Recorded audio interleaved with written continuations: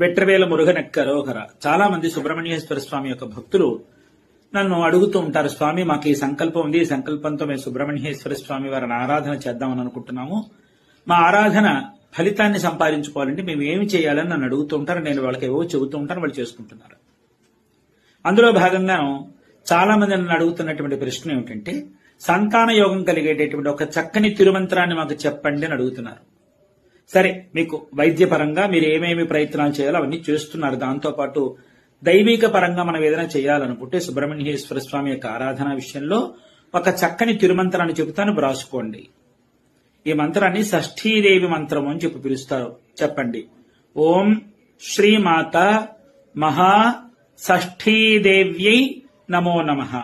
మళ్ళీ చెప్తున్నా. ఓం శ్రీమాత మహా షష్ఠీదేవ్యై నమో నమః. ఈ మంత్రాన్ని చదవడానికి మడి నియమం నిష్ఠ